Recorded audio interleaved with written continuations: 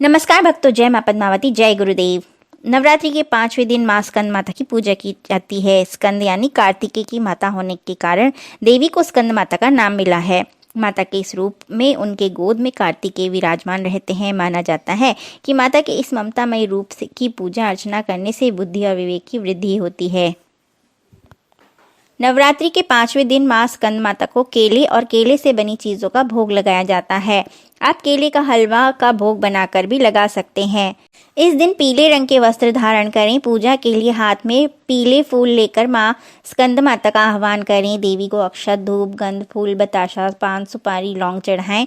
माता की आरती करें और शंख बजाएं तथा माता के मंत्रों का जाप करें। या देवी सर्वभूतेषु मां स्कंद माता रूपेण संस्थिता नमस्तस्यै नमस्तस्यै नमस्तस्यै नमो नमः। यदि घर में किसी लड़के या लड़की की विवाह में दिक्कतें आ रही हैं तो नवरात्रि में ये उपाय अवश्य करें। देवी भागवत के अनुसार किसी भी नवरात्रि में 5वें दिन विवाह में यदि बाधा आ रही हो तो उसके लिए ये उपाय करना चाहिए। पान के एक पत्ते को अच्छी तरह से साफ कर उस पर सिंदूर और हल्दी से अलग अलग 2 स्वास्तिक के चिन्ह बनाएं और फिर सिंदूर से बनाए स्वास्तिक पर हल्दी से मिले अक्षत और हल्दी के बने स्वास्तिक पर रोली से मिले अक्षत को रख दें। अब पान के पत्ते को जिसके विवाह में परेशानी आ रही है उसकी हथेली पर रखें। उसके गोत्र का नाम लें। उससे किसी पीपल के पेड़ के नीचे रख दें। ऐसा माना जाता है कि इस उपाय को करने से विवाह में आ रही बाधाएं दूर होती हैं।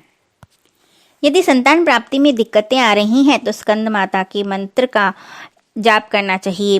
विधिवत पूजा करने के बाद ओम स्कंद मात्रे नमः इस मंत्र का जाप करने से निश्चित ही संतान प्राप्ति होती है। नवरात्रि के दौरान घर की चौखट पर नींबू जरूर बांधें। ऐसा करने से बुरी नजर से छुटकारा मिलता है तथा धन लाभ के योग बनने लगते हैं। इसके साथ ही सेहत से जुड़ी समस्याओं से भी राहत मिलती है। पुराणों के अनुसार पूजा में पीली सरसों का बहुत महत्व बताया गया है। मान्यता है कि इससे घर में सकारात्मक ऊर्जा का संचार होता है। पीली सरसों को सेहत और स्वाद के लिए महत्वपूर्ण माना जाता है। ज्योतिष शास्त्र के अनुसार पीली सरसों से व्यक्ति का सौभाग्य बहुत जल्दी खुल जाता है। इसलिए घर में एक पोटली बनाकर पीली सरसों को पूजन स्थल पर रखना चाहिए। यदि आपकी विभिन्न कर्ज उतारने की कोशिशें नाकाम हो रही हैं तो रात को एक कटोरे में बर्तन लेकर उसमें जौ भर दें।